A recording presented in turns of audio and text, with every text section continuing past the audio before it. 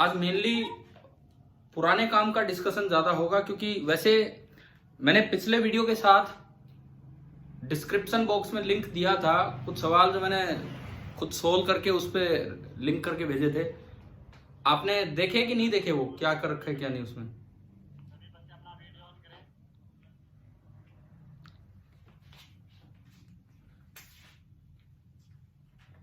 तो हम शुरुआत तो कर रहे हैं 4 ब्लॉक सिस्टम से, जो हमने उस दिन आपको होमवर्क में दिया था और उस लिंक के साथ भी वो चीज थी। उसमें नीचे वाले 3 ब्लॉक तो मैंने वही ले लिए थे जो एचसीवी में दे रखे थे शायद। सबसे नीचे वाला ब्लॉक था डी 7 kg, उससे ऊपर सी 3 kg,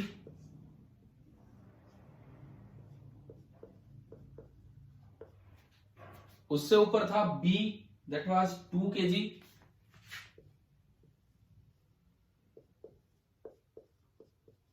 एंड उससे ऊपर था ए 1 kg।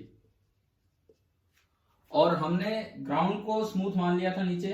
देन 0.3, 0.2, 0.1, यहां पे म्यू 0.3, यहां पे म्यू 0.2 एंड यहां पे म्यू था 0.1 और नीचे ये स्मूथ।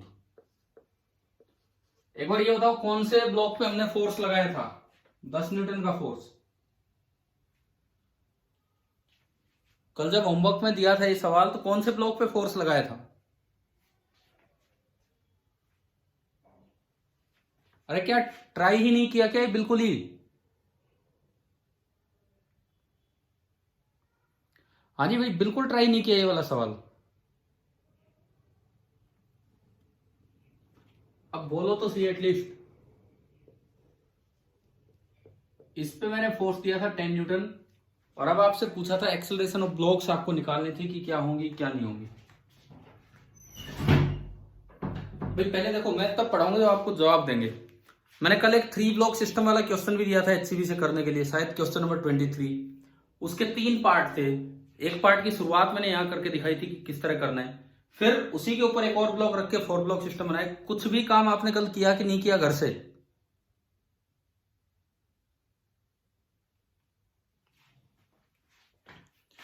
मुझे फिर पार्टिसिपेंट्स के नाम लेने पड़ेंगे अगर इस तरह करोगे तो। जवाब ही नहीं दे पा रहे हो आप। सर क्या था सर ट्राई तो? हाँ तो देखो, इतनी देर ये बोलने में लग गई कि किया था ट्राई। मैं पूछ रहा हूँ ये बात, तो एक बार में जवाब आना चाहिए ना आप लोगों का। तो इसमें देखो, आज की क्लास में मैं कह रहा हूँ कॉन्सेप्ट बहुत ज्यादा नहीं होते हैं फ्रिक्शन में, वही न्यूटन्स लॉ वही फ्रिक्शन। लेकिन इसमें हम बस वही चीजें जो हमने दी आपको पहले, उन्हीं को पूरा करने की कोशिश करेंगे कि किस तरह से क्या है। तो सबसे पहले हम शुरुआत आज की इस सवाल से कर रहे हैं 4 ब्लॉक सिस्टम से। अच्छा, एक बच्चे ने आपने ये भी भेजा कि सॉल्ड एग्जाम्पल नंबर 8 बता दो, वो भी मैं इसी क्लास में लूंगा।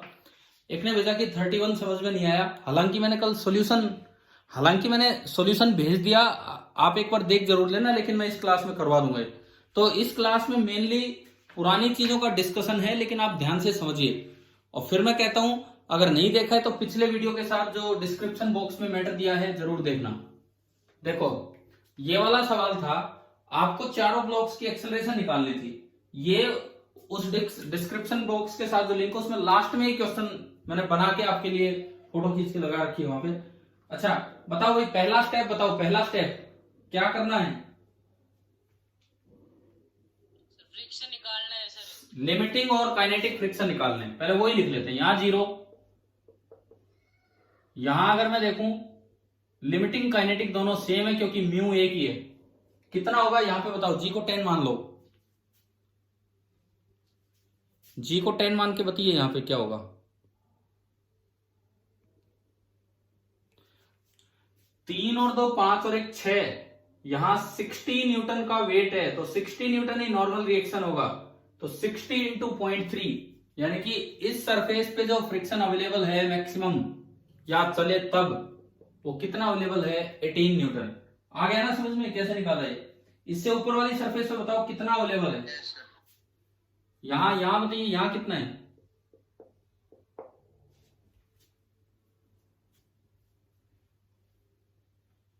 अरे बार बार क्या कैलकुलेट करना है, पिछली बार 18 या 3 से भाग कर दो 6, क्योंकि 3 एक्स्ट्रा था पिछली बार, जब अब नहीं आना।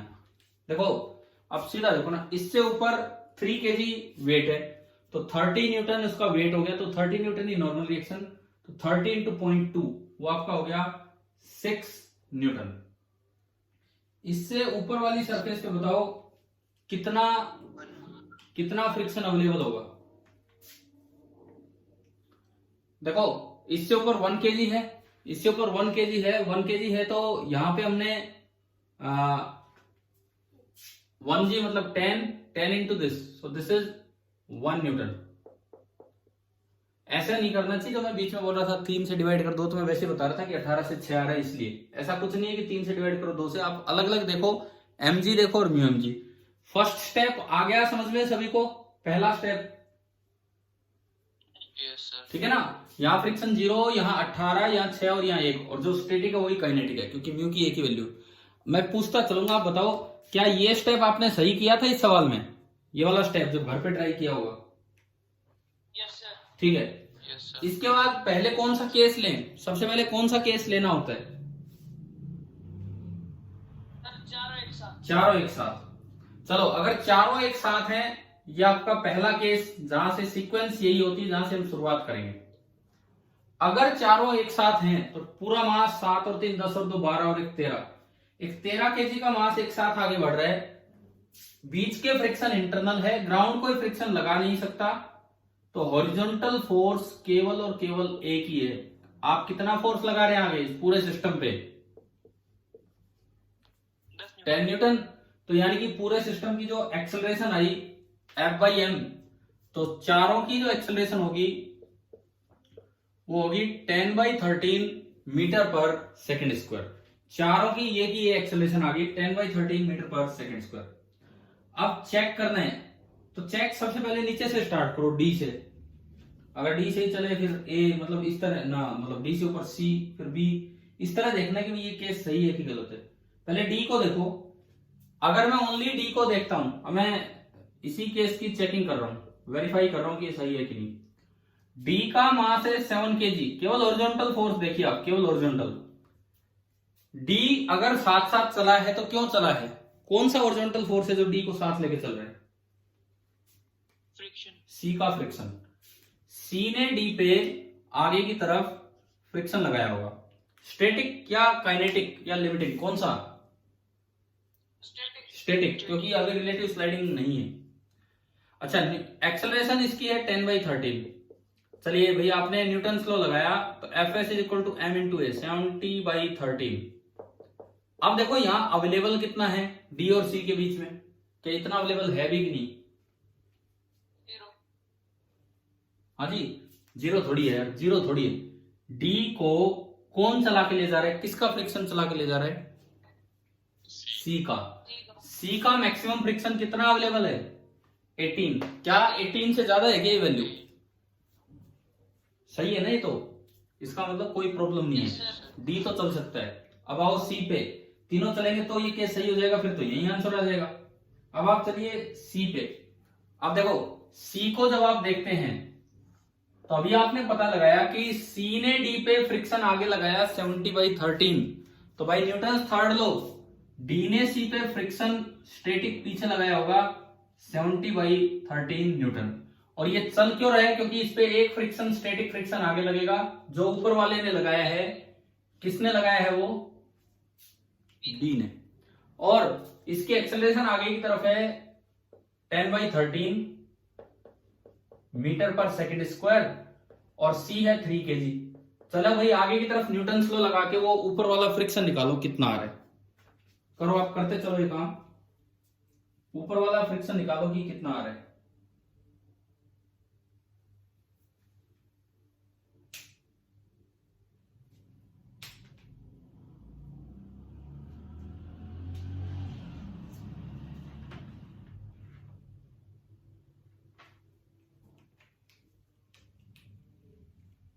बहुत टाइम लगा दिया, बताओ ये ऊपर वाला जो FSD है कितना आ रहा है,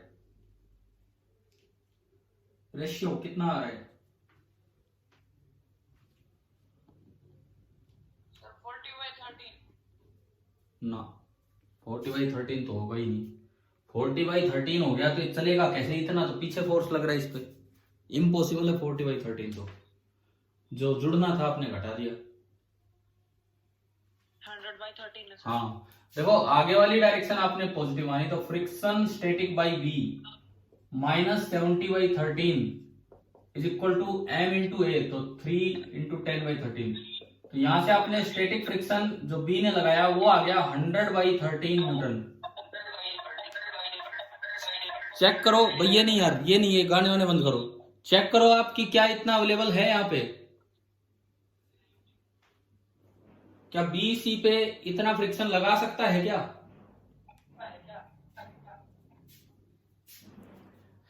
बी सी पे मैक्सिमम कितना फ्रिक्शन लगा सकता है? देखो इसमें 6 न्यूटन। ये पता है मेरी आवाज बार बार सुनाई दे रही है, आप लोगों ने या तो दो चीजें ऑन कर रखी हैं भाई। अरे एक बच्चा एक ही चीज से अटेंड करे ना यार क्लास।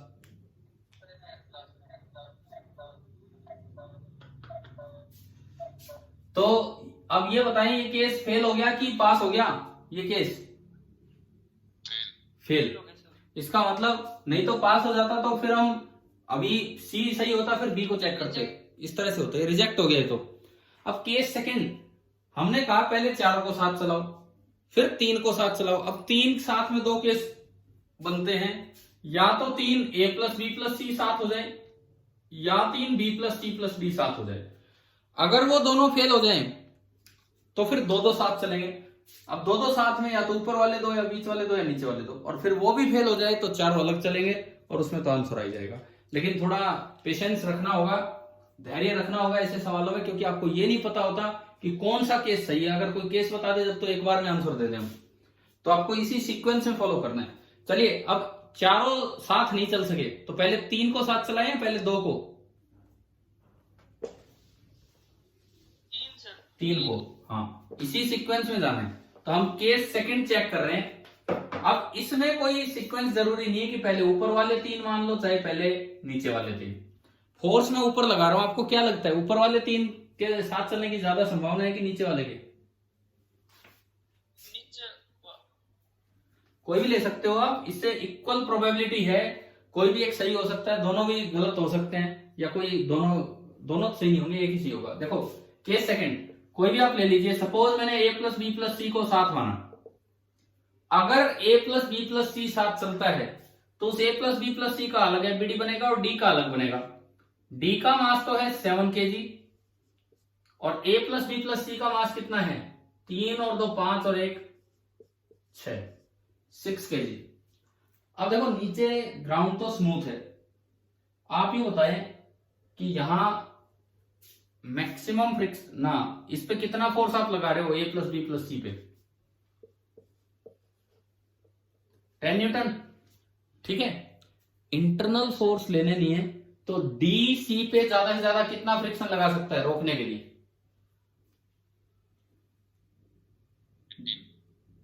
कितना? 18। तो आप बताओ क्या ये 3 स्लाइड कर पाएंगे साथ?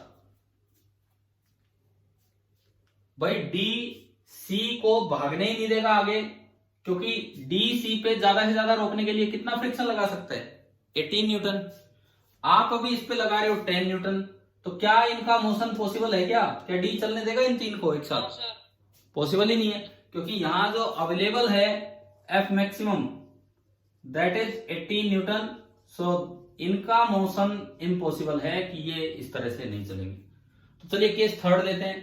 केस थर्ड क्या लें अब बताओ? नीचे वाले 3 एक साथ। तीसरा केस हमने लिया केस नंबर थर्ड, आप मान के चल रहे हैं B plus C plus D एक साथ। तो इन 3 का अलग एफबीडी बनाओ। 7 और 3 10 और 2 12 केजी, और ऊपर एक रह गया 1 केजी। हमने माना है कि ये स्लाइड कर रहा है या अकेला इस पे, तो भाई इस पे फोर्स लगाया 10 न्यूटन। पहले यहां भी चेक कर लो, रोकने वाला कहीं ज्यादा तो नहीं है। ए और बी के बीच में कितना फ्रिक्शन अवेलेबल है? 1। और काइनेटिक भी यही है, यानी कि इस पे पीछे की तरफ लगा होगा 1 न्यूटन एफ के, F kinetic by Newton third लो, इतना ही इस सिस्टम पे आगे लगा होगा। एफ काइनेटिक 1 न्यूटन, और नीचे कोई फ्रिक्शन है नहीं, तो ये तो एफबीडी हो गए पूरे यहीं पे। मान लो ऊपर वाले की एक्सेलरेशन है a1 और इस सिस्टम की एक्सेलरेशन है a2, तो एक बार ये डायग्राम देख के आप a1 और a2 बताओ कि कितना कितना है। ये डायग्राम देख के a1 कितना,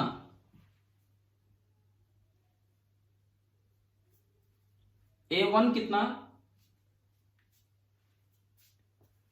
10-1 नेट फोर्स अपॉन मास, तो बताओ a1 कितना। हाँ जी, नहीं समझ में आ रहा a1 कैसे लिखा हमने, है ना, न्यूटन लॉ से 10-1 9 अपॉन मास। और a2 बताओ, a2 कितना,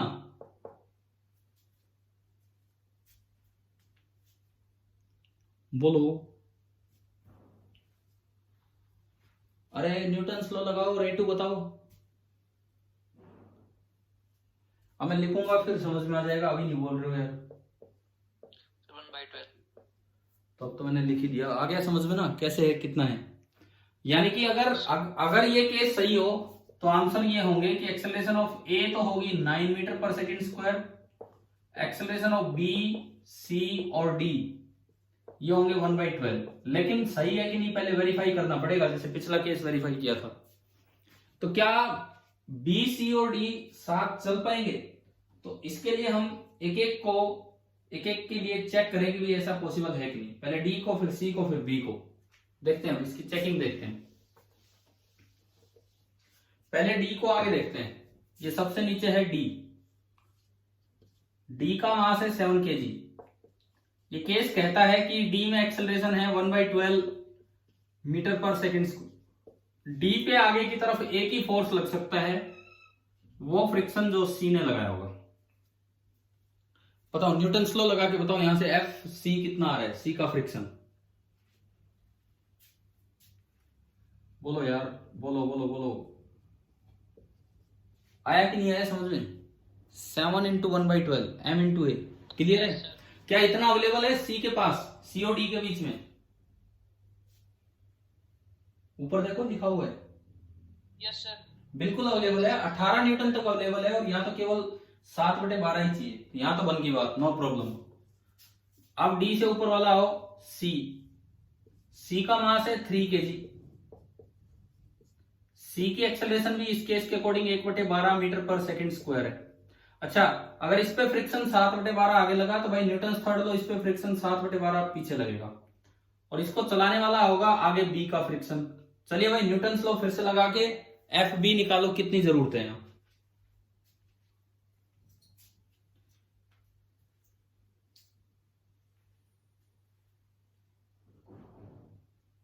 सर 10/12। 10/12 कैसे, F B minus 7/12, F B minus 7/12 is equal to 3 × 1/12। तो F B minus 7/12 is equal to 3/12, और उधर जाके जुड़ जाएगा ये। तो एफ बी जो आपका निकल के आया, ये आया 10/12 न्यूटन। एक बार चेक करो क्या इतना अवेलेबल है। Yes sir. ये यहाँ पे तो 6 न्यूटन अवेलेबल है, तो 10/12 तो काफी कम है। तो ये केस अभी तक तो सही चल रहा है। एक को और चेक करना है कि क्या बी ऐसे चल पाएगा, तो उसके लिए फिर मैंने बी को देखा। बी का मास 2 kg। अच्छा, अगर इस पे 10/12 आगे लगा तो इस पे 10/12 पीछे लगेगा, इन बातों को मत छोड़ देना। एक्सेलरेशन, अगर ये केस सही है तो एक्सेलरेशन इसका है 1/12 मीटर पर सेकंड स्क्वायर, और इसको आगे चला के ले जा रहा है ए का फ्रिक्शन, तो इस पे आगे लगेगा ए का फ्रिक्शन फोर्स आगे की तरफ। ए का फ्रिक्शन कितना लगना चाहिए, देखो आप निकालो फटाफट यहां से।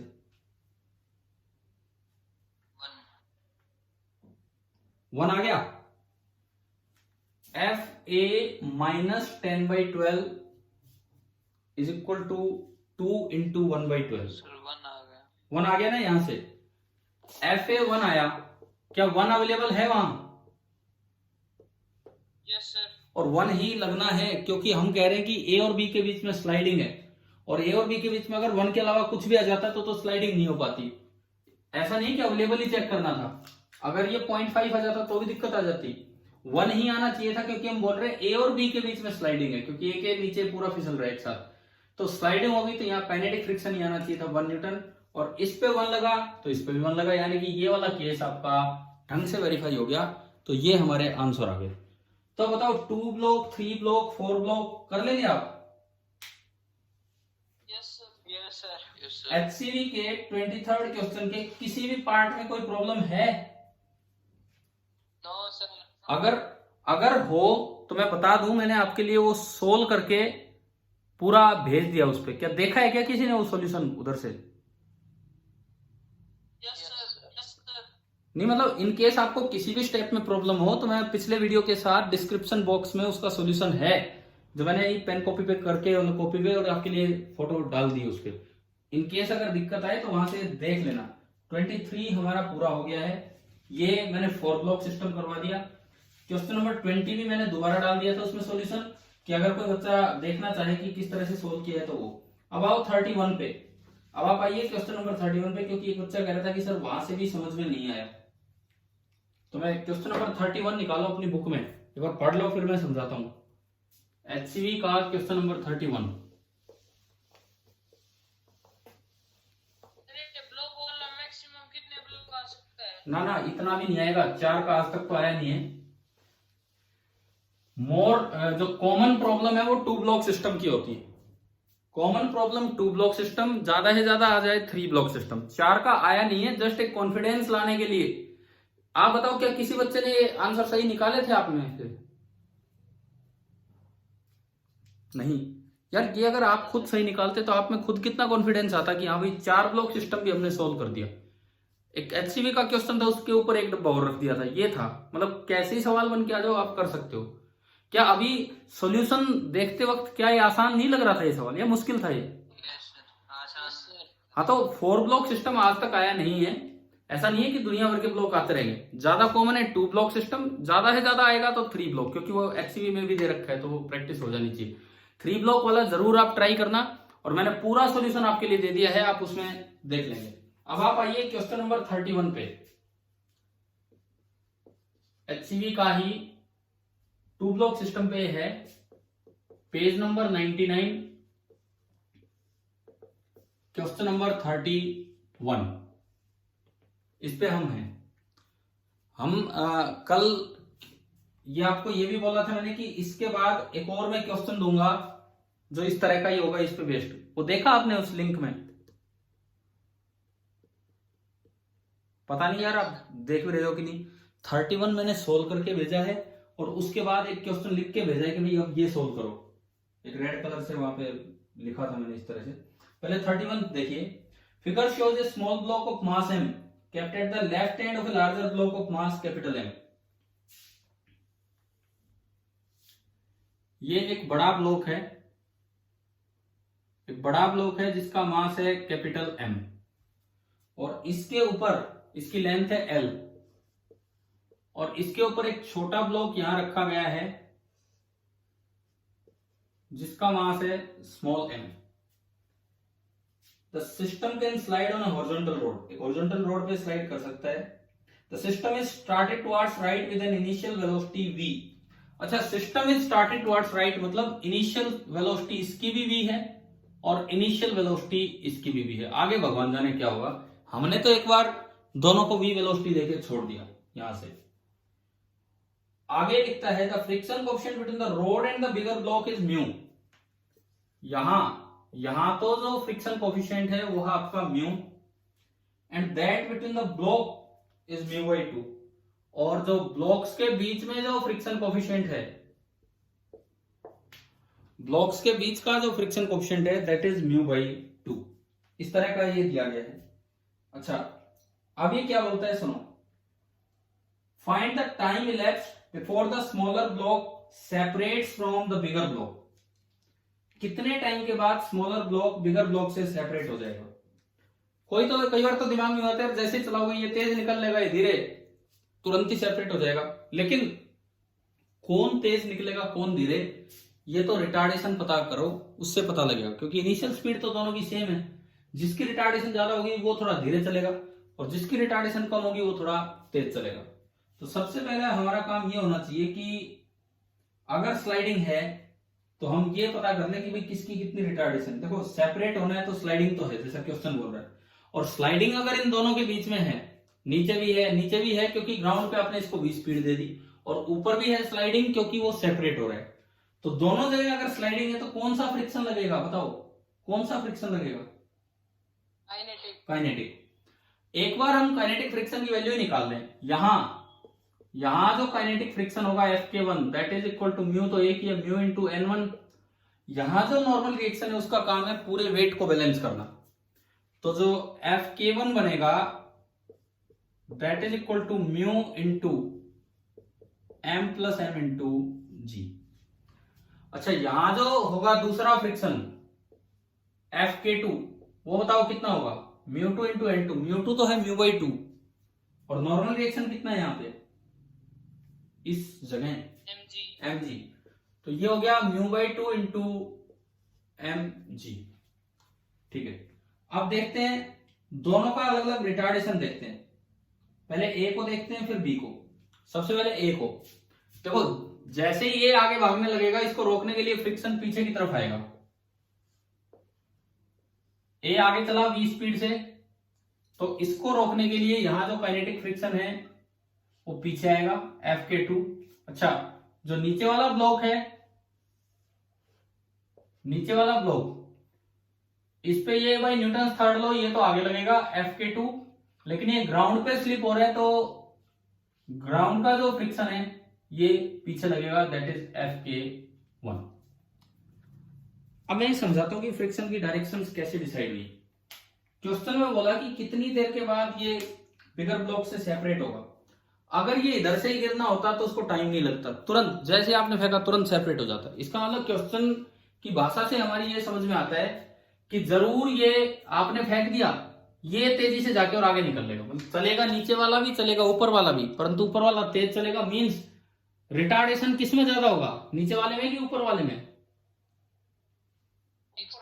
नीचे वाले में, क्योंकि उसकी स्पीड इतनी नहीं रहेगी, वो ज्यादा कम हो जाएगी, इसकी थोड़ी सी कम होगी तो ये तेज चलेगा और ये सेपरेट हो जाएगा। अब देखो इसके ऊपर ये आगे स्लाइड कर रहा है, ये आगे स्लाइड कर रहा है, तो रोकने के लिए फ्रिक्शन किधर लगेगा? उस पे ऊपर वाले पे, पीछे बाय न्यूटन थर्ड लॉ इस पे लग गया आगे। अब ग्राउंड से देखो, ग्राउंड को लगता है कि कैपिटल एम आगे स्लाइड कर रहा है, तो ग्राउंड उसको रोकने के लिए फ्रिक्शन किधर लगा देगा? पीछे की तरफ। तो ये आपकी सारी डायरेक्शंस होगी। अब आप यहां से रिटार्डेशन निकाल लो। देखो रिटार्डेशन दोनों में होगी, आप देख के बताओ Fk1 बड़ा है कि Fk2 बड़ा है?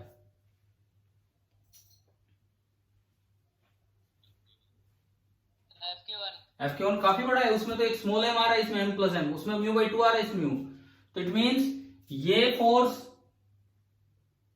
लार्ज है और ये स्मॉल है, और ये जा आगे रहेगी स्पीड से, तो नेट फोर्स तो पीछे हुआ ना। नेट फोर्स पीछे हुआ तो इसकी भी रिटार्डेशन है, और उस पे तो फोर्स लगी एक रहे पीछे तो उसकी भी रिटार्डेशन है। मान लो ऊपर वाले का पीछे की तरफ जो रिटार्डेशन है वो A2 है, और इसका पीछे की तरफ जो रिटार्डेशन है वो A1 है। अब एक बार रिटार्डेशन लिखवाओ कितना कितना, means acceleration, force net force upon mass. ऊपर वाले को देखोगे तो नेट फोर्स है Fk2 अपॉन m। Fk2 ये रहा, Fk2 ये रहा mu by 2 mg divided by m, तो ये आपका आ गया म्यू बाई 2 इंटू जी। बताओ ऊपर वाले की रिटार्डेशन आई समझ में कितनी है? हाँ भाई आ गया कि नहीं आया? नीचे वाले की रिटार्डेशन बताओ क्या होगी? नीचे वाले ब्लॉक की रिटार्डेशन अगर आप यहां से देखते हो तो ये बनेगा Fk1 minus Fk2 divided by capital M। ठीक है, Fk1 mu into m plus m g minus Fk2 is mu by 2 into small m g divided by capital M। तो देखो म्यू और जी तो आ गया कॉमन, 2 भी कॉमन ले लो, और एक नीचे है m। Mu G common, 2 common लिया तो ये 2 से मल्टीप्लाई होगा, 2m प्लस 2m और माइनस m, तो ये m बच गया। यानी कि इसकी रिटार्डेशन आ रही है mu g 2 capital M plus small m divided by 2m। आप बताएं कि आपको दोनों की रिटार्डेशन दिख गई है कि नहीं, कितनी है? ठीक है, अब कैसे बताऊं कौन सी रिटार्डेशन ज्यादा है, A1 की A2? कौन सी रिटार्डेशन ज्यादा है? देखो, जो ऊपर वाले की रिटार्डेशन आई A2, वो आई म्यू बाई 2 इंटू जी। नीचे वाले की रिटार्डेशन आप देखो A1, 2m से अलग अलग डिवाइड कर दो अंदर, 2m से अलग अलग, फर्स्ट टर्म को 2m से डिवाइड करोगे तो कितना हुआ, म्यू जी, और सेकेंड टर्म को 2m से डिवाइड करोगे तो mu G M upon 2m। अब दिख रहा है आपको कौन ज्यादा है, कौन सी रिटार्डेशन ज्यादा है?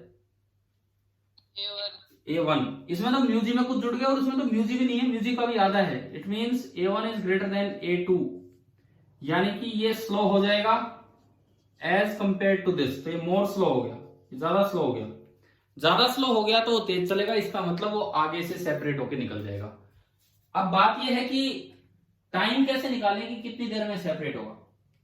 मान लो टी नोट टाइम में या टी टाइम में सेपरेट हो गया, तो टी टाइम में ये कितना चला वो निकाल लो, वो कितना चला वो निकाल लो, और अगर वो सेपरेट हुआ है तो वो एल ज्यादा चला है नीचे वाले से, तभी तो सेपरेट हुआ होगा। तो चलिए अगला काम इस सवाल में ये था कि कौन कौन कितना कितना चला वो निकालते हैं। सबसे पहले मैं ऊपर वाला निकालता हूं कि ऊपर वाला कितना चला, उसको मैं S2 बोलता हूं। S2 is equal to UT, acceleration constant है तो आप लगा सकते हो UT plus half AT square, और आगे वाली डायरेक्शन को पॉजिटिव मानोगे और एक्सेलरेशन पीछे है तो वो नेगेटिव आ जाएगा। तो S2 is equal to UT V into t minus half into A2 mu by 2 into g और इंटू टी स्क्वायर। आप बताएं क्या S2 लिखना आ गया, कैसे लिखा हमने? ठीक है, आप चाहो तो इसको थोड़ी देर के लिए A2 लिख लो, बाद में पुट कर लेंगे A2। सिमिलरली S1 कितना होगा, V into t minus half into A1 into T square, equation number 2। किसने ज्यादा डिस्प्लेसमेंट चली होगी, जिसका A कम होगा, A2 A1 में जिसका A कम होगा वो ज्यादा चला, और हमने देखा था A2 कम है। और अगर ये सेपरेट हो गया तो at T equal to capital T, जब ये सेपरेट हो रहा है S2 is equal to S1 plus L। अगर ये सेपरेट हो गया तो ऊपर वाला L एक्स्ट्रा चल लिया है नीचे वाले से, तो ये आपको लगाना है। और you can say S2 minus S1 is equal to L। ये बताओ ये इक्वेशन आई समझ में, क्या लगा दी हमने? हमें बताओ क्लियर हुआ क्या यहां तक, कैसे लगाई ये इक्वेशन? ठीक है, देखो टी टाइम में ये भी कुछ चला वो भी कुछ चला, लेकिन वो अगले हिस्से पे निकल गया तो L एक्स्ट्रा चला। तो बस ये पुट कर दो, जब S2 माइनस S1 करोगे तो VT से VT कैंसिल हो जाएगा। S2 माइनस S1 करोगे तो हाफ और टी स्क्वायर कॉमन आ जाएगा, टी हो गया मान लो उस समय capital T। S2 minus S1 करोगे तो ये पॉजिटिव हो जाएगा, और A1 minus A2 and this is equal to L। And A1 A2 की वैल्यू पुट करके आप यहां से T निकाल लेना, आपका आंसर आ जाएगा। और मैंने अगर आप यहां भी जाके अगर कहीं अटक जाएं तो मैं फिर कहता हूं मैंने उस सॉल्यूशन करके एक पेज पे आपके पिछले वीडियो के साथ लिंक कर रखा है, आप चाहेंगे तो इस वीडियो के साथ दोबारा लिंक कर देंगे उस चीज को, लेकिन वो आप वहां से देख लेंगे। हमें बताओ ये क्लियर हो गया कि नहीं?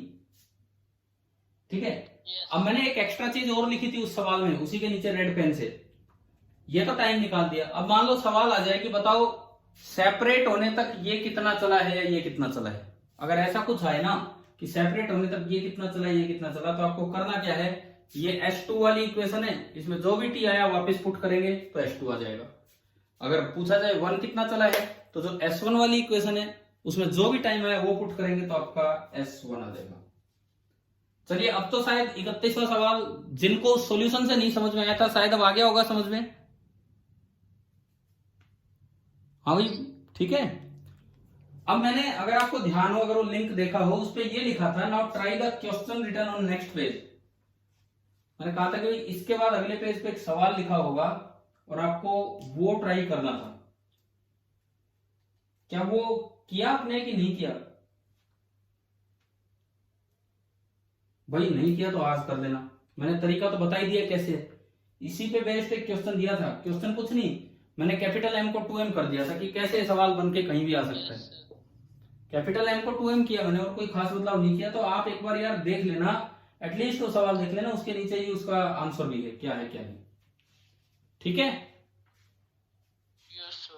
अच्छा, अब हम आते हैं जो आपका सोल्ड एग्जाम्पल नंबर 8 पूछा है एक बच्चे ने, उस पे आते हैं।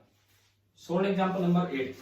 आज एक बार मैं बचे हुए काम ही आपको करवा रहा हूँ, ये जो होमवर्क आपको दिया है, और आज की क्लास के बाद आप ये एचसीवी का ये चैप्टर पूरा कीजिए। अब पहला काम आप ये कीजिए, कल तक पहला काम जो न्यूटन्स लॉ और फ्रिक्शन, जो एचसी वर्मा के 2 चैप्टर हैं, इन दोनों चैप्टर्स के objective first and objective second, दोनों चैप्टर्स के मिला के ठीक ठाक सवाल हो जाएंगे।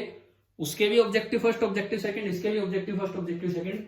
पहला काम ये है, सब्जेक्टिव से पहले आप कल तक एक बार ये काम अपना पूरा करके रखें, ताकि कोई भी डाउट हो तो आप इनमें से पूछ सकें। ठीक है, आप व्हाट्सएप पे भी क्लियर कर सकते हैं, अगर टाइम रहा तो शाम को 9 साढ़े 9 के बाद मैं उस पर बता सकता हूं आपको। ठीक है, अभी के लिए आइए HCV page number 98 93 question number 8, sold example number 8। अनुज आपने पूछा ना ये सवाल, भाई अनुज हो क्या मीटिंग में?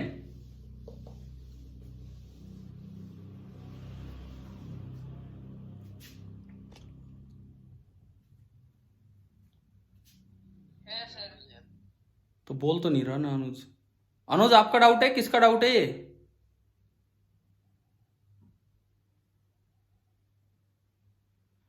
चलिए कोई नहीं, देखते हैं हम। सर मेरा ही है ये सर, नेट चला गया था। अच्छा ठीक है, तो देख लीजिए question number 8, find the maximum value of. पहले मैं एक बार डायग्राम बनाऊं। ये एक इंक्लाइन प्लेन है और इसका एंगल ऑफ इंक्लिनेशन है थीटा। यहां पे एक ब्लॉक रखा है, समझ में आ गया सर, ये tan theta smaller than mu, ये नहीं समझ में ठीक है ठीक है, मैं वो बता ही रहा हूं, दोनों पार्ट अभी बता देता हूं 1 मिनट में, वही चीज आपको समझा रहा हूं। ये पुली है, देखो पहली बात, ये कब स्लाइड करेगा कब नहीं करेगा, एंगल ऑफ रिपोज आपको पढ़ाया दिया मैंने। अगर यहां फ्रिक्शन कोफिशिएंट म्यू है तो जो अल्फा होगा वो tan इनवर्स म्यू होगा। ठीक है, अगर थीटा लेस देन अल्फा है, that is if theta is less than tan inverse mu, that is tan theta is less than mu, तो क्या ये स्लाइड करेगा, ये बताओ भाई। अगर angle of inclination angle of repose से कम है तो क्या ब्लॉक स्लाइड करेगा या नहीं करेगा? नहीं करेगा। नहीं करेगा। इसका मतलब नो नीड ऑफ एनी रस्सी, no need of any string कि ये रुके। m बाई एम जो क्वेश्चन फर्स्ट पार्ट में पूछा है, it may take any value, क्योंकि कोई रिस्ट्रिक्शन ही नहीं है। अगर ऐसा है जब तो ये स्लाइड कर ही नहीं सकता है, कोई रिस्ट्रिक्शन नहीं है। अगर इस तरह का काम है तो ये स्लाइड करेगा ही नहीं, तो ये बिल्कुल स्लाइड नहीं करेगा इस पे। क्लियर है ना यहां तक? तो ठीक है, तो ये तो था इसके सेकेंड पार्ट में जो आप पूछना चाह रहे थे। और फर्स्ट पार्ट में ये अगर स्लाइड करता है तो पूछा है कि अगर मान लो ये थीटा, क्या कह रहे हो? हो गया सर सेकंड। ठीक है ठीक है ठीक है, अब मैं एक बार थोड़ा सा फर्स्ट का जिक्र कर दूं। ये थीटा अगर ग्रेटर देन अल्फा है तो ये स्लाइड कर सकता है। ये थीटा अगर ग्रेटर देन अल्फा है तो ये स्लाइड कर सकता है, तो आपको इसे रोकना पड़ेगा। तो जैसे ही इसकी स्लाइडिंग स्टार्ट होगी आपको इसे रोकना पड़ेगा। और ये स्मॉल m है, ये ऊपर लगा रखा है इस तरह से, क्या यहां भी फ्रिक्शन दिया है? हाँ, दोनों कॉन्टेक्स्ट पे फ्रिक्शन म्यू है, दोनों कॉन्टेक्स्ट पे फ्रिक्शन म्यू। अब सवाल इन्होंने पूछा है कि भाई m बाई एम की मैक्सिमम वैल्यू क्या ले कि ये स्लाइड ना करे। तो मैक्सिमम वैल्यू का मतलब है लास्ट केस। लास्ट केस का मतलब कौन सा फ्रिक्शन लगा दे जब ये रेस्ट पे हो, स्टैटिक या लिमिटिंग? भाई ये हमसे पूछ रहा है m बाई एम की मैक्सिमम वैल्यू क्या ले। मैक्सिमम का मतलब m बड़े से बड़ा ले लो, m तो बड़े से बड़ा रख दिया और स्मॉल m छोटे से छोटा रख दिया, और वो भी सफिशिएंट है इसको रोकने के लिए। इसका मतलब ये लास्ट केस की बात कर रहा है कि अगर स्मॉल m को और थोड़ा सा भी और छोटा किया तो m बाई एम इससे बड़ा हो जाएगा और ये रुक नहीं पाएगा और ये चल पड़ेगा। तो लास्ट केस में कौन सा फ्रिक्शन लग रहा होगा इन दोनों पे? Limiting friction. यहां भी लगेगा लिमिटिंग फ्रिक्शन एंड यहां भी लगेगा लिमिटिंग फ्रिक्शन। अगर आप इस एक्सट्रीम केस की बात करते हैं तो दोनों में लिमिटिंग फ्रिक्शन लगेगा और वहां से आप m/m निकाल दोगे। और ये यार इसके सॉल्यूशन में होगा। आप बताओ ये हो जाएगा या करके बताऊं?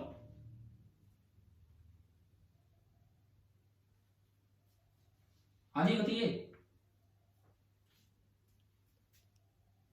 चलो देख लो, मैं बता देता हूं, कोई बात नहीं। सुनिए, यहां जो लगेगा limiting friction F limiting that is equal to mu into N, और एन बराबर है mg। तो यहां जो लिमिटिंग फ्रिक्शन लगेगा वो तो हो जाएगा म्यू इंटू mg। अच्छा, अब अगर आप यहां देखते हो तो यहां आपको ध्यान होगा mg का इधर की तरफ तो कंपोनेंट होता है mg साइन थीटा, और इधर की तरफ कंपोनेंट हुआ करता है mg कोस थीटा। तो नॉर्मल इसको बैलेंस करेगा। तो यहां जो लिमिटिंग फ्रिक्शन लगेगा F लिमिटिंग सेकंड डैश लगा दो, this is equal to mu into capital M into g into cos theta. और इस पे इधर लग रही है टेंशन T, और इस पे इधर लग रही है टेंशन T। बस अब केवल और केवल फोर्स बैलेंस करने हैं। क्या इक्वेशन बनेगी? केवल आपको दोनों ब्लॉक्स पे फोर्स बैलेंस करने हैं और कुछ नहीं करना है। तो बताओ एक बार, यहां क्या इक्वेशन बनी? यहां पे ऊपर दो फोर्स, नीचे एक, T plus mu into mg into cos theta is equal to mg into sine theta. दूसरी इक्वेशन इस पे बताओ, यहां क्या इक्वेशन बनेगी? T आगे म्यू mg पीछे, T is equal to mu into small m into g. आया ना समझ में? ठीक है, अब ये क्लियर हो रहा है सभी को कैसे फोर्स बैलेंस किए? ये म्यू mg इसमें आपने रख दिया, so mu into small m into g plus mu into capital M into g into cos theta is equal to mg sine theta. अब यहां से आप m/m निकाल लेना, आ जाएगा आपका आंसर, मैच हो जाएगा। अच्छा, सेकंड केस मैंने आपको अलग से बता दिया कि उस केस में तो आप m/m कुछ भी ले लो, वो कभी भी स्लाइड नहीं करेगा। चलो अभी बताओ, क्या अभी क्लियर हो गया ये वाला सवाल? ठीक है, सुनो, आज कौन सा डे है? थर्सडे। Yes sir. आपने टेस्ट के लिए बोल रखा था ना फ्राइडे को? यस सर, कल ले लेना। Yes sir. कल टेस्ट है, लेकिन ऐसे फायदा नहीं है टेस्ट लेने का। उससे पहले आप एक काम पूरा करो यार, जो मैंने अभी बोला। मैं तो यार दो ही काम कह रहा हूँ बस, HCV के 2 चैप्टर पूरे कर लो, ये न्यूटन्स लॉ और फ्रिक्शन। पहले ऑब्जेक्टिव पूरे करो, सोल्ड एग्जाम्पल बहुत अच्छे हैं वो पूरे कीजिए, और एक्सरसाइज में भी कुछ सवाल अच्छे हैं तो वो अपने एक्सरसाइज के कुछ आसान होते हैं, कुछ अच्छे भी सवाल हैं। तो आप यार कैसे भी करके ये मान के चलो कि कल की क्लास को आप एक तरह से डाउट क्लास ही बना दो, कोई दिक्कत नहीं है। लेकिन आप पहले अपने जैसे आज डिस्कशन हुआ है ऐसे हो जाएगा, आप पहले भेजे तो सही आज शाम तक क्या कर रहे हैं क्या नहीं। अगर किसी को मैं रिप्लाई वैसे दे पाऊंगा तो उस तरह दे दूंगा, नहीं तो क्लास में हो पाएगा। आप एक ही टारगेट रखें कि कल तक ये दोनों चैप्टर आपके पूरे हो जाएं, 4th एंड 5th। अगर पूरे नहीं हो पाते हैं डिस्कशन तो कोई दिक्कत नहीं है, कल शाम तक हो जाएगा, शाम को एक और क्लास लेके। टेस्ट शनिवार को हो जाएगा अगर ऐसी कोई भी प्रॉब्लम आती है तो, क्योंकि आपका वो टेस्ट तो मंडे को है ना, अगला जो टेस्ट है। कब है? संडे या मंडे? मंडे को। हाँ, तो मंडे को है तो शनिवार को हो जाएगा वो टेस्ट, और उसमें पूरा आ रहा होगा न्यूटन्स लॉ भी और फ्रिक्शन भी, और एक 100 मार्क्स का पेपर होगा। पहले 20 सवाल सिंपल MCQ और अगले 5 वो इंटीजर टाइप ऑप्शन होंगे। इसी तरह का पूरा पेपर होगा शनिवार को ही, आप मान के चलो, ताकि तब तक आप ये दोनों चैप्टर अपने ढंग से कंप्लीट कर सके। ठीक है, सोल्ड एग्जांपल और ऑब्जेक्टिव तो जरूर कर देना इनके। अच्छा, अब अगर हम थोड़ा काम को आगे बढ़ाएं, जैसे फ्रिक्शन में हमने सीखा कि नए कॉन्सेप्ट्स कम है, 2 ब्लॉक 3 ब्लॉक सिस्टम जरूर रहे, लेकिन फिर भी पुराने कॉन्सेप्ट से ही हमारा काम चल गया। अब इसमें बात आती है कि कई बार जैसे इस तरह की चीजें पूछ ली जाती हैं कि friction is a necessary evil. इस बात का क्या मतलब है? मैं अगर एक स्टेटमेंट यहां पे लिखूं,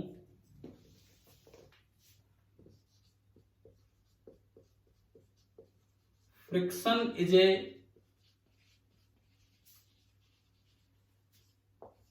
नेसेसरी इविल, इस बात का क्या मतलब है?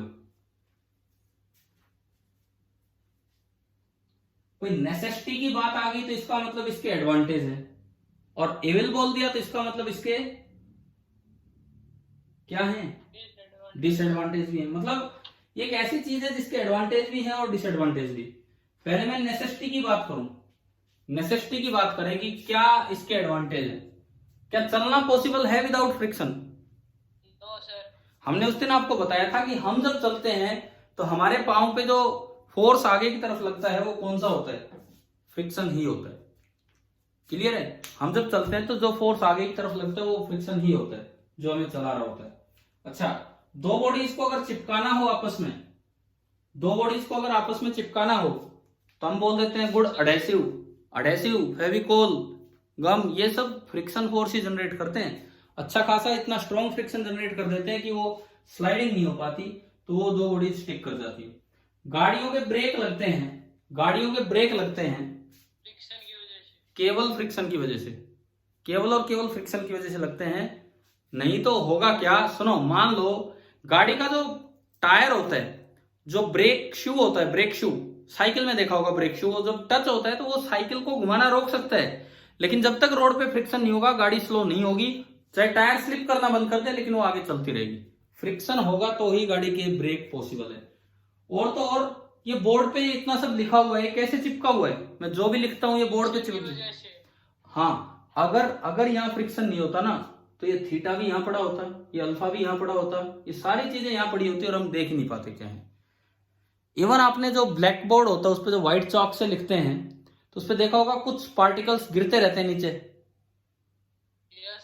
तो अगर फ्रिक्शन नहीं होता तो सारे पार्टिकल्स नीचे गिर जाते और नीचे इतना वो चूरा बन जाता और बोर्ड पे कुछ भी नहीं दिखता। तो देखो कितनी एडवांटेज होगी, 3-4 एडवांटेज तो अभी बात बातों में आ गई कि क्या क्या एडवांटेज है ना, समझ में आया। अब साथ ही साथ इविल बोल दिया तो इसकी कुछ डिसएडवांटेज भी हैं। डिसएडवांटेज बताओ कोई एक आधी डिसएडवांटेज, कोई भी एक आधी डिसएडवांटेज।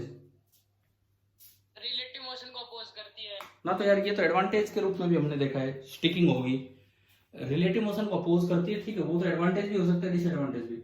डिसएडवांटेज इसका एनर्जी की टर्म्स में ज्यादा चलता है कि इससे क्या होता है, कुछ पार्ट मैकेनिकल एनर्जी का हीट में कन्वर्ट होता रहता है। उसकी डिटेल में हम नहीं जा रहे हैं, एक बड़ा अच्छा सा टॉपिक है ये भी, हम यहाँ सीधा याद कर लेते हैं भाई फ्रिक्शन ने कुछ एनर्जी डिसिपेट करा दी और वो हीट के रूप में नष्ट होगी। कैसे, उसकी भी एक पूरी प्रक्रिया है, लेकिन हमें वो पढ़ने की जरूरत नहीं है, उसके लिए मॉलिक्यूलर थ्योरी पे जाना पड़ेगा। कभी समझा दूंगा आपको जब थोड़ा सा अभी एक बार ये काम पूरा हो, बिकॉज हमारा टेस्ट भी है मंडे को, तो उससे पहले हमें चैप्टर भी पूरा करना है, तो वो चीज भी आपको मैं बता दूंगा कि कैसे फ्रिक्शन से एनर्जी का कुछ पार्ट हीट में जाता है। लेकिन अभी छोड़ो, अभी के लिए आप याद रखो कि friction leads to unnecessary expense of energy wasted as heat, heat के रूप में वो वेस्ट हो जाती है। और ये तो आप देख सकते हैं, कोई मशीन चलती है, कोई मशीन थोड़ी देर घूम रही है, आपने बंद की, उसके हाथ लगा के देखना उसके रोटेटिंग पार्ट के, रोटेटिंग पार्ट को रोटर बोलते हैं। क्या रोटर गर्म हो जाता है कि नहीं, है ना? तो यानी कि कुछ पार्ट हमारी एनर्जी का वेस्ट हो रहा था हीट के रूप में। अच्छा, और इसके डिसएडवांटेज, आपने साइकिल का टायर देखा होगा, शुरू में नया नया होता है, कंपनी का नाम भी लिखा रहता है, वो गड्ढे से भी बने रहते हैं, थोड़े दिन बाद क्या हाल होता है उसका, गंजा हो जाता है वो, बिल्कुल गायब हो जाता है। हाँ, वो गंजा हो जाता है बिल्कुल ही, वो कहाँ गया वो। तो this is known as wear and tear of machinery parts. Machinery part काफी दिन बाद आपको चेंज करवाने ही पड़ते हैं क्योंकि वहां पे फ्रिक्शन गायब हो जाता है इस वजह से। मतलब वियर एंड टियर पार्ट हो, वियर एंड टियर हो रहा है मशीनरी पार्ट्स का, तो उनको दोबारा से चेंज करना है। तो ये भी इसके डिसएडवांटेज है।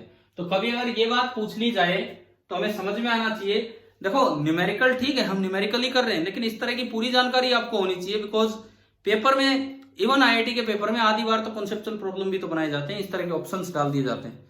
तो फ्रिक्शन एक नेसेसिटी भी है, साथ ही साथ इसके डिसएडवांटेज भी है। अब देखो, अगर नेसेसिटी है तो हमें फ्रिक्शन इंक्रीज करने के मेथड आने चाहिए, और अगर डिसएडवांटेज हैं तो हमें फ्रिक्शन डिक्रीज करने के भी मेथड आने चाहिए। तो इसका मतलब हमें दोनों बातें पता होनी चाहिए कि कैसे तो फ्रिक्शन को इंक्रीज किया जाता है और कैसे फ्रिक्शन को डिक्रीज किया जाता है। मान लो मैं पहले नेसेसिटी की बात करूं, अगर फ्रिक्शन एक नेसेसिटी है तो बताएं हम फ्रिक्शन को इंक्रीज करना चाहेंगे कि डिक्रीज करना चाहेंगे। अगर फ्रिक्शन एक नेसेसिटी है तो इंक्रीज। मान लो कहीं स्लिपरी ग्राउंड है, ग्राउंड है थोड़ा स्लिपरी सा है, मैं टाइल्स की बात नहीं कर रहा हूं, स्लिपरी सा ग्राउंड है, तो वहां कैसे उस ग्राउंड पे स्लिपनेस कम की जाती है? मिट्टी गिरा के, यानी कि मिट्टी डालने से आप वहां पे कुछ हद तक थोड़ा फ्रिक्शन बढ़ा रहे हो, ठीक है ना। बिल्कुल स्लिपरी था, हम यूं ही गिरे जा रहे थे। अच्छा, कुछ ऐसे स्पेशल मटेरियल यूज किए जाते हैं जिनके लिए फ्रिक्शन ज्यादा होता है, जैसे टायर्स। आपकी गाड़ीज के जो टायर होते हैं उनमें सिंथेटिक रबर होता है। सिंथेटिक रबर ऐसा होता है जो रोड पे अच्छी पकड़ बनाता है, जिसके लिए फ्रिक्शन ज्यादा होता है, क्योंकि गाड़ी जब चलेगी तो फ्रिक्शन होगा तो ही चलेगी, नहीं तो क्या होगा, गाड़ी का ड्राइवर एक्सेलरेटर दबाएगा, वो ना वहीं रोटेट करती रहेगी, गाड़ी वहीं रोटेट करती रहेगी अगर फ्रिक्शन नहीं है तो। ऐसा आपने देखा होगा, जैसे मान लो गाड़ी कभी यूं बताओ मिट्टी में फंस गई, कीचड़ में फंस गई, देखी है? Yes sir. क्या होता है जब एक्सेलरेटर दबाता है ड्राइवर अंदर से, तो होता क्या है? टायर घूमते कीचड़ फेंकती है। हाँ, पीछे खड़े होकर मत देखना कभी ऐसे, है ना। सुनो, तो वो टायर घूमता रहता है और पीछे की तरफ कीचड़ भी फेंकता रहता है, लेकिन बाहर नहीं निकल पाता है। मतलब हो क्या रहा है, फ्रिक्शन नहीं है, एक फ्रिक्शन अवेलेबल नहीं है जो आगे लगे और वो आगे भाग जाए, इस तरह से। क्लियर? तो स्पेशल ऐसे मटेरियल लिए जाते हैं जो रोड के साथ अच्छा फ्रिक्शन बनाते हैं, म्यू की वैल्यू ज्यादा होती है, क्योंकि फ्रिक्शन होगा तभी टायर चलेगा, नहीं तो टायर स्लिप करेगा, वो चलना नहीं होता है। अच्छा, ये तो मेथड हो गए इंक्रीज करने के, कि या तो मिट्टी डाल दो या मटेरियल अच्छा ले लो। अब मैंने कहा कई जगह हीट, अननेसेसरी हीट प्रोड्यूस कर रहे हैं, wear and tear of machinery parts हो रहे हैं, तो वहां पे फ्रिक्शन हम कम करवाते हैं। तो बताओ कोई 2-4 मेथड फ्रिक्शन को रिड्यूस करने के, आप बताइए कि कैसे फ्रिक्शन रिड्यूस होता है। पॉलिशिंग करके, ठीक है, पेंटिंग करके। पहला मेथड आपने बता दिया कि भाई आप पॉलिशिंग कर दो, पॉलिशिंग करने से डेफिनेटली फ्रिक्शन कम होता है। दूसरा क्या होता है? दूसरा लुब्रिकेटिंग। किसी बुक में से तो पढ़ के नहीं बोल रहे हो ना, अपने आप बता रहे हो ना? हाँ ठीक है, लुब्रिकेटिंग आपने कोई ऑयलिंग वगैरह कर दी, उससे भी फ्रिक्शन कम हो जाता है। और कुछ? बॉल बियरिंग बस। अच्छा, साइकिल में, मतलब देखो, अब मुझे नहीं पता आप लोगों ने वर्ड यूज किया है कि नहीं। हम लोग जब छोटे थे तो कुछ 6 महीने में एक बार जाके यूं कहते थे कि भाई साइकिल की गोली ग्रीस कर दो, ये वर्ड हम अक्सर यूज करते थे।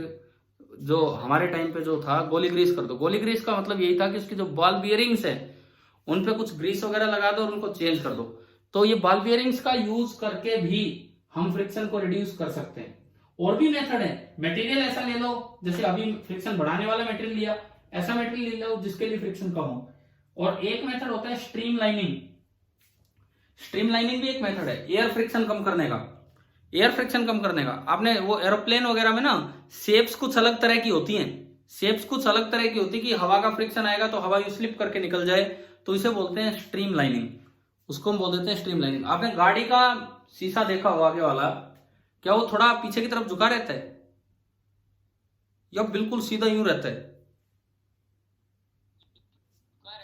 हाँ, थोड़ा सा तो इधर रहता है ना, वो स्ट्रीमलाइनिंग ही होती है कि उससे थोड़ा एयर फ्रिक्शन कम हो जाए। तो ये कुछ इस तरह की चीजें थी कि फ्रिक्शन की नेसेसिटी, फ्रिक्शन को कम करने का तरीका, फ्रिक्शन को बढ़ाने का तरीका, ये सब बातें। अब हम अगर बात करें, जब कोई चीज रोल करती है, देखो एक थोड़ी सी नई चीज, खैर इस क्लास में नहीं लेंगे, ये अगली क्लास में वाला टॉपिक लेंगे। आपको मैं होमवर्क के लिए दे रहा हूं ये वाला क्वेश्चन, तो कि जब कोई चीज एक तो स्लाइड करे और एक रोल करे, कौन सा काम आसान रहता है? रोल करना आसान है। व्हील की जब डिस्कवरी हुई इसी चक्कर में हुई थी। व्हील आदि मानव के समय कभी जब व्हील बना, तो बहुत पुराने टाइम में, एंशिएंट मैन के टाइम, तो वैसे भाई किसी ने दिमाग ही तो लगाया यार, चलो ऐसा बना दो। नहीं तो क्या हो रहा था, हर एक चीज को धक्के मार मार के लेके जाओ, तो लेकिन उससे क्या हुआ, थोड़ी चीजें आसान होगी। तो मैं आपको होमवर्क के लिए दे रहा हूं कि आपको ये चीज अपने लेवल पे पढ़नी है, जैसे भी फिर मैं पढ़ाऊंगा अगली क्लास में।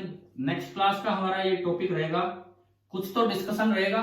देखो फ्रिक्शन ऑलमोस्ट कंप्लीट है, अब ऐसा नहीं है कि कोई नए कॉन्सेप्ट्स बहुत ज्यादा बचे हैं, नए कॉन्सेप्ट्स बहुत ज्यादा नहीं बचे हैं, कुछ तो हमारा डिस्कशन रहेगा। लेकिन मेन बात यह है कि ये रोलिंग वगैरह में फ्रिक्शन कैसा लगता है, वहां फ्रिक्शन कोएफिशिएंट क्या होता है, थोड़ा सा आइडिया आपको इसका लेना है, बिकॉज रोलिंग की डिटेल आगे चल के कहां आनी है, जहां पे आपका रोटेशन वाला चैप्टर आएगा, रोटेशन वाले चैप्टर में हम रोलिंग की डिटेल लेंगे।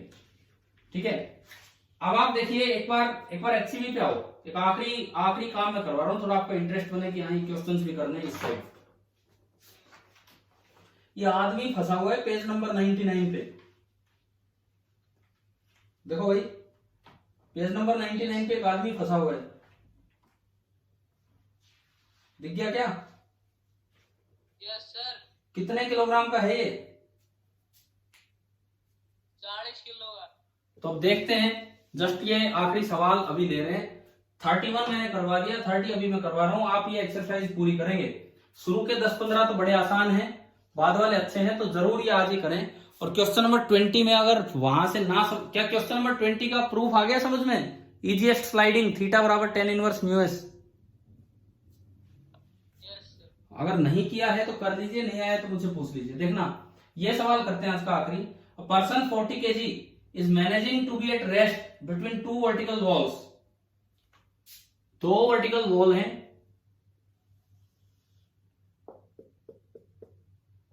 दो वर्टिकल वॉल हैं इस तरह से, और एक आदमी यहां पे फंसा हुआ है। जैसे भी है इस तरह से हवा में रुका हुआ है अपना बैलेंस बनाए हुए। इस एंड को ए बोला है और इस एंड को बोला है बी।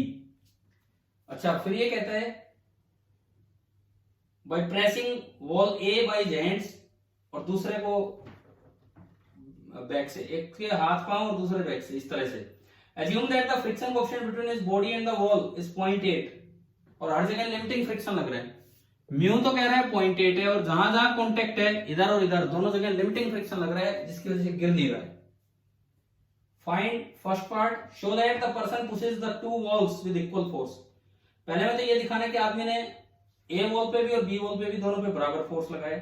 और दूसरा, find the normal force exerted by either wall on the person, कि भाई नॉर्मल फोर्स इस आदमी पे कितना लगा होगा, ये भी आपको बताना है।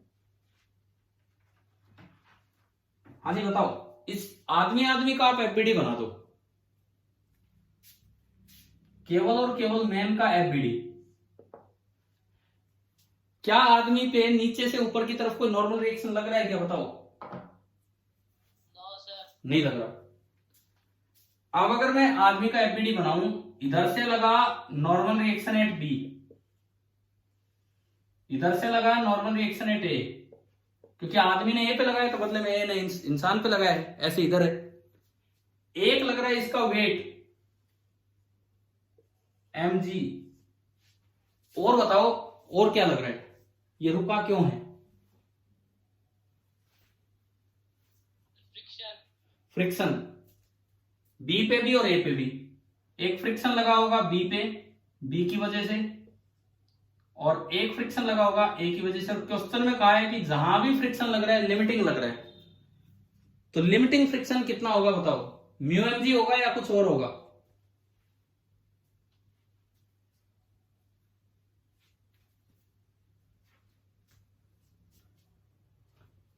हाँ जी, लिमिटिंग फ्रिक्शन म्यू mg होगा या कुछ और होगा?